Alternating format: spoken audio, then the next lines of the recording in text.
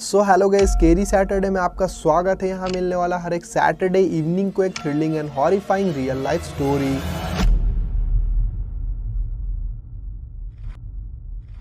सो ये बात है 2002 की। तो विशाखापट्टनम के एक हॉस्टल में एक स्टूडेंट रहता था जिसका नाम था सोनू। तो सोनू बीटेक सेकेंड ईयर में स्टडी करता था और उसी हॉस्टल में उसके 4 फ्रेंड्स भी थे। 5 लोग साथ में ग्रुप बनाकर साथ में स्टडीज़ करते थे। 5 लोग आपस में काफ़ी ज़्यादा बातें भी किया करते थे। सोनू अकेला अपने रूम में रहता था और उसके बाकी 4 जो फ्रेंड थे वो 2-2 करके 2 अलग अलग रूम में रहा करते थे। सो एक दिन इवनिंग के टाइम उन लोग आपस में बात कर रहे थे, रेडियो में कुछ प्रोग्राम वगैरह सुन रहे थे क्योंकि उस टाइम ज़्यादातर रेडियो ही बहुत ज़्यादा पॉपुलर था। सो रेडियो में कुछ गाना वगैरह सुनते सुनते एक प्रोग्राम चलने लगा और उसमें एक इंटरव्यू चल रहा था एक आदमी का, जो आदमी क्लेम कर रहा था कि वो घोस्ट से बात कर चुका है और वो सब कुछ बता रहा होता है कि कैसे कैसे वो घोस्ट से बात किया, वो क्या क्या बात किया। तो पहली बार तो सभी लोग हंस रहे थे कि ये क्या बकवास बात कर रहा है, ऐसा तो कुछ होता नहीं है, भूत वगैरह कुछ नहीं होता है। फिर वो आदमी प्रोसेस के बारे में बताने लगा कि कैसे कैसे वो भूत से कांटेक्ट किया, कैसे कैसे उसे क्या क्या करना पड़ा, पूरा स्टार्ट से एंड तक उसने प्रोसेस बताया। उसके बाद उसने डिस्क्लेमर भी दिया कि घर में ये चीज़ ना करें वरना बहुत कुछ बुरा हो सकता है। बट ये सुनकर पाँचों में 2-3 तो हंस रहे थे बहुत ज़्यादा कि ऐसा तो नहीं हो सकता है, क्या बकवास कर रहा है ये, ऐसे उन लोग बोल रहे थे। बट एक फ्रेंड जो था वो बोल रहा था कि हो सकता है सच हो, आज हम लोग क्यों ना ट्राई करें ये कि क्या होता है उसके बाद, तो क्यूरियोसिटी भी ख़त्म हो जाएगा कि क्या होता है इसके बाद। बट 1-2 फ्रेंड थे तो वो मना कर रहे थे, इंक्लूडिंग सोनू, कि हम लोग को नहीं करना चाहिए, रिस्क हो सकता है। बट फिर 2 लोग मजाक उड़ाने लगे, तुम लोग डर रहे हो क्या, तुम लोग पागल हो, इतना क्यों डर रहे हो, डरपोक हो। सो डरपोक कहलाए जाने के डर से उन लोग भी एक्सेप्ट कर लेते कि ठीक है चलो करते, आज हम लोग क्या ही होगा। सो चारों दोस्त डिसाइड करते कि आज रात में ही हम लोग ये प्रोसेस करके देखते हैं। बट ये चीज़ हम लोग सोनू के रूम में करेंगे क्योंकि हम लोग तो 2-2 लोग रहते हैं और सोनू अकेला रहता तो उसके रूम में ज़्यादा जगह है और ज़्यादा दिक्कत होगा नहीं। तो सोनू तो पहले डिसएग्री करता है कि नहीं मेरे रूम में क्यों, तुम लोग अपने रूम में करो। बट फिर उन लोग मना लेते हैं, कन्विंस कर लेते हैं सोनू को कि तुम तो अकेले रहते हो, तुमको कोई दिक्कत नहीं होने वाला है। फिर सोनू को भी डर रहता है कि उन लोग उसको डरपोक ना समझे, इस रीज़न से सोनू भी एग्री कर जाता है कि ठीक है हम लोग करेंगे। तो रात के 9 बजे के बाद पढ़ाई वगैरह करके हम लोग ये चीज़ करते हैं। तो सभी लोग डिनर करके आते, सोनू के रूम में 5 लोग एक साथ बैठते। और बता दूँ सोनू का रूम 3rd फ्लोर पे था। तो चारों दोस्त सोनू के रूम में आ जाते हैं। पहले तो उन लोग थोड़ा मोड़ा कुछ बात करते हैं, फिर जैसा जैसा उसने बोला था इंटरव्यू में वो सब सामान इकट्ठा करते हैं।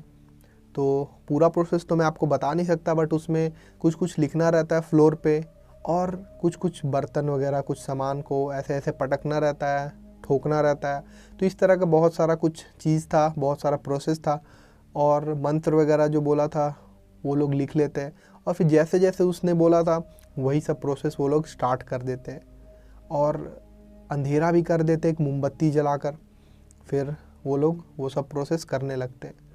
फिर जैसे सामान के पटकने का आवाज़ आता है बहुत तेज़, तो इतनी रात में ऑब्वियसली वार्डन को समझ नहीं आता है कि किसके रूम से आवाज़ आ रहा है। थोड़ी देर के बाद वार्डन को पता चलता है कि ये तो सोनू के रूम से ये साउंड आ रहा है। तो वो गेट नॉक करते हैं। सो उन लोग बहुत ज़्यादा डर जाते हैं कि वार्डन आ चुका है तो हम लोग तो ये प्रोसेस कंप्लीट अब कर नहीं सकते। तो बीच में ही रोकना पड़ता है उन लोग को ये प्रोसेस और सभी लोग बोलते हैं ठीक है मैं खोल रहा हूँ, 1 मिनट रुकना। सभी लोग सामान को साइड में पहले करते हैं, फिर गेट खोलते हैं। फिर वार्डन पूछता है उन लोग से कि इतना ज़्यादा आवाज़ इतनी रात में क्यों आ रहा है। तो वो लोग जवाब देते हैं नहीं कुछ, हम लोग वैसे ही कुछ खेल रहे थे तो सामान गिर गया तो इसका आवाज़ है। फिर वार्डन बोलता है कि इतनी रात में तुम लोग कर क्या रहे हो इसके रूम में, यहाँ पे रूल था ना रात में तुम लोग किसी के रूम में नहीं जा सकते हो। तो फिर चारों लोग अपने अपने रूम में चले जाते हैं और सोनू भी अंदर से अपना रूम का गेट बंद करता है, लाइट ऑफ करता है और नाइट बल्ब को ऑन करता है और फिर वो सोने के लिए बेड पे जाता है। तो जैसे ही वो बेड पे जा रहा होता है उसकी नज़र पड़ती है अपने रूम के विंडो पे। सो विंडो को कोई स्क्रैच कर रहा होता है अपने नाखून से, ऐसा कुछ आवाज़ आ रहा होता है। तो जैसे ही वो विंडो की तरफ देखता है वो शॉक्ड हो जाता है कम्प्लीटली। वहाँ वो देखता है कि एक बूढ़ी औरत का परछाई उसे दिखाई दे रहा है वहाँ पे। फिर वो सोचता है कि मैं हेलुसिनेट कर रहा हूँ, शायद वहम है ये मेरा, तो इग्नोर करके वो बेड पे जाता है वो सोने। तो जैसे ही सोने लगता है, उसी गेट से नॉकिंग का आवाज़ आता है, खट खट खट खट। नॉकिंग का ऐसा लगता है कि कोई बैक टू बैक नॉक कर रहा है, बट ऐसा पॉसिबल कैसे? उसका रूम तो 3rd फ्लोर पे, तो ये कैसे हो सकता है? फिर उसको इग्नोर करने के लिए वो तकिया लेता है और अपने कान में ऐसे करके बंद कर देता है दोनों साइड से, और सीलिंग की तरफ देखने लगता है, ऐसे करके बंद करता है कि वो उस साउंड को इग्नोर कर सके। और फिर जैसे ही वो सीलिंग की तरफ देखता है, वहाँ भी एक बूढ़ी औरत का उसे परछाई दिखाई देने लगता है। वो कुछ कुछ इशारा कर रही है परछाई में, बट वो समझ नहीं पा रहा है कि ये क्या है, क्यों हो रहा है उसके साथ। फिर वो करवट चेंज करता है और सोने का ट्राई करता है। एट फर्स्ट तो उसको नींद नहीं आ रहा होता, बट वो जैसे तैसे करके वो सोने का ट्राई करता है और थोड़ी देर बाद ये सब शांत हो जाता है और फिर उसे नींद आ जाता है। फिर नेक्स्ट डे जब वो उठता है तो ये बात अपने फ्रेंड्स को बताता है। तो पहले तो फ्रेंड्स सभी लोग हंस रहे होते हैं कि ये क्या मजाक है, ऐसा थोड़ी कुछ होता है। तो सब लोग हंस रहे होते हैं उस पर कि तुम हेलुसिनेट कर रहे होगे। फिर भी सोनू रिक्वेस्ट करता है कि आज तुम लोग मेरे रूम में मेरे सोने से पहले रहना और हम लोग कुछ बात करेंगे, जब मैं सो जाऊंगा तब तुम लोग चले जाना। सभी फ्रेंड्स सब एग्री कर जाते हैं कि ठीक है, कोई बात नहीं, इतना तो हम लोग कर ही सकते हैं। सो इवनिंग में ही उन लोग सोनू के रूम में पहुंच जाते हैं और फिर सभी लोग बात करने लगते हैं इधर उधर का कुछ भी। फिर जोक्स क्रैक करते हैं, अपना अपना कुछ शेयर करते हैं, वैसे ही टाइम पास कर रहे होते हैं। वैसे करते करते सोनू को कब नींद आ जाता उसे पता नहीं चलता। फिर वो सो जाता है। फिर एकदम से करीब रात के 1 बजे के आसपास उसको कोई उठा रहा होता है। वो मतलब नींद से सोया हुआ है, उसके बॉडी पे हाथ से कोई उसको उठा रहा होता है, उसको फील होता है कुछ। फिर जैसे वो आँख खोलता है तो वो देखता है कोई खड़ा है वहाँ पे और उसको हाथ से टच करके उसको सहलाकर उठाने का ट्राई कर रहा है।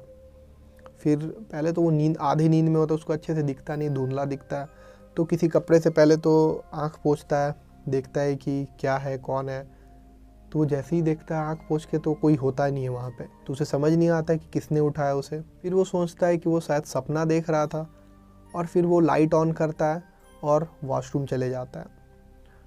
वॉशरूम से आने के बाद जैसे ही वो लाइट ऑफ करके नाइट बल्ब जला रहा होता है और जला के सोने वाला होता है, वैसे ही उसको एक औरत के रोने का आवाज़ आने लगता है। एक बूढ़ी औरत के रोने का आवाज़ उसी बाथरूम से जहाँ से वो अभी जस्ट निकला है, बट वहाँ तो कोई था ही नहीं। सो ये आवाज़ किसका है? उसके रोंगटे खड़े हो जाते हैं, बहुत ज़्यादा उसको डर लग रहा होता है, हालत ख़राब हो जाता है उसका। फिर जैसे तैसे वो दौड़ के बेड में जाता है, वो समझ जाता है कि कुछ तो गड़बड़ है यहाँ पे। फिर वो सोने का ट्राई करता, आंख बंद कर रहा होता है कैसे भी। तो एकदम से उसकी नज़र पड़ती है उसके चेयर पे जहाँ पे वो स्टडी करता है। वहाँ पे एक बूढ़ी औरत बैठी हुई है और उसका चेहरा उसको दिख नहीं रहा है। फिर एकदम से वो उसके तरफ मुड़ती है, फिर उसे घूर कर देखने लगती है। फिर सोनू को एकदम से हार्ट अटैक आने वाला था, इतना ज़्यादा उसको डर लग रहा है। वो उस रूम में अकेला है और रात में ये सब हो रहा है उसके साथ। फिर वो जैसे तैसे कंबल ओढ़ के सोने का ट्राई करता है, अंदर एकदम बैठ के ऐसे करके सोने का ट्राई करता है। हार्ट बीट उसका बहुत तेज़ है, एकदम बहुत ज़्यादा डर लग रहा है, पूरा पसीना, ठंडे का टाइम है और इतना पसीना उसे आ रहा है अंदर में। फिर एकदम सोने का ट्राई कर रहा होता है। फिर से जैसे उसके बॉडी पे कोई मार रहा होता है उठने के लिए, उठो उठो ऐसे करके। ये होने के बाद ऑलमोस्ट वो सदमे में जा चुका है, मतलब हालत ख़राब हो चुकी है उसकी कि कौन उसे उठा रहा है। सपोज़ आप अकेले हो और ऐसा आपके साथ हो रहा हो। फिर सोनू एकदम सो नहीं पा रहा होता है, जैसे तैसे करवट बदल रहा होता है, उसकी हालत ख़राब हो चुकी है। वो जैसे तैसे वहाँ से बस निकलना चाहता है। वो चाहता है कैसे भी ये रात निकल जाए बस। समहाउ वो सोने का ट्राई करता है, बट उसको नींद एकदम नहीं आ रहा होता है। फिर जैसे तैसे रात ख़त्म होता है और सुबह में वो बिना कुछ सोचे, बिना कुछ रीज़न दिए हॉस्टल को छोड़ देता है। बोलता है मैं नहीं रह पाऊँगा, कोई रीज़न उसने नहीं दिया, और वो निकल जाता है अपने फ्रेंड्स लोग को बताकर कि मैं अभी थोड़ा ब्रेक लेने वाला हूँ। फिर वो अपने घर चला जाता है और फैमिली में सबको बताता है कि उसके साथ क्या क्या हुआ और सब लोग बहुत ज़्यादा डर जाते हैं कि उसके साथ ये सब हुआ है। फिर उसके बाद थोड़ा थोड़ा वो ट्रॉमेटाइज हो जाता है, बट धीरे धीरे करके वो रिकवर होने लगता है। फिर करीब 2 मंथ के बाद उसके टेलीफोन पे कॉल आता है और सामने उसका फ्रेंड होता है। वो हॉस्टल के टेलीफोन से कॉल करके पहले पूछता है कि कैसे हो, सब कुछ कैसा चल रहा है। तो सोनू बोलता है कि हाँ अब सब कुछ सही है, कोई दिक्कत नहीं है। फिर वो बताता है कि तुम्हें पता है तुम्हारे जाने के बाद यहाँ क्या क्या हुआ। तो सोनू बोलता है क्या हुआ बताओ। फिर वो बताता है कि जब तुम गए उसके कुछ दिन के बाद ही वो रूम किसी और को अलॉट हो गया। कोई नया स्टूडेंट आया था और फिर वो उसी रूम में रहने लगा। फिर 2-3 दिन तक उसके साथ कुछ न कुछ हो रहा था, उसने बताया डेली, बट कोई सीरियसली नहीं लिया, कोई भी रूम चेंज करने को तैयार नहीं था। जो जो तुमने बोला वो सब उसके साथ हो रहा था, सेम टू सेम। तो 3 दिन तक सब ने इग्नोर किया कि कोई बात नहीं, सब ठीक हो जाएगा, ये सब तुम्हारे दिमाग का वहम है, सब रियल कुछ नहीं होता। तो तुम स्टूडेंट हो, साइंस के स्टूडेंट हो, ये सब मत सोचो। ये सब बोलकर इग्नोर कर रहे होते हैं सभी हॉस्टल वाले। फिर अगले दिन जो हुआ, पूरे हॉस्टल का हालत ख़राब हो गया ये देखकर। अगले दिन वो लड़का पंखे में लटका हुआ मिला और हॉस्टल वालों ने ये सब किसी को भी बताने से मना किया कि हॉस्टल से ये बात बाहर जानी नहीं चाहिए, और उसके पेरेंट्स को भी पैसे देकर मुंह बंद करा दिया। और मैं भी तुमको बता रहा हूँ, बट तुम किसी को बताना मत ये, वरना बहुत ज़्यादा दिक्कत हो सकता है। तो सोनू बहुत ज़्यादा डर जाता है कि ये पब्लिकली रिवील अगर हो गया तो हो सकता है कि हॉस्टल वाले उसके अगेंस्ट कुछ न कुछ एक्शन ले। तो इस डर से सोनू ने रेडिट पे ये सब कुछ पूरा स्टार्ट से एंड तक स्टोरी उसने पोस्ट किया था। So that is it for today guys. तो आपको ये स्टोरी कैसा लगा आप लोग कमेंट में ज़रूर बताना। अगर अच्छा लगा तो वीडियो लाइक ज़रूर से कर देना, और भी हॉरर स्टोरीज़ के लिए यूट्यूब चैनल सभी लोग सब्सक्राइब करके बेल आइकन प्रेस करके ऑल पे कर देना। So thanks and all the best to everyone guys.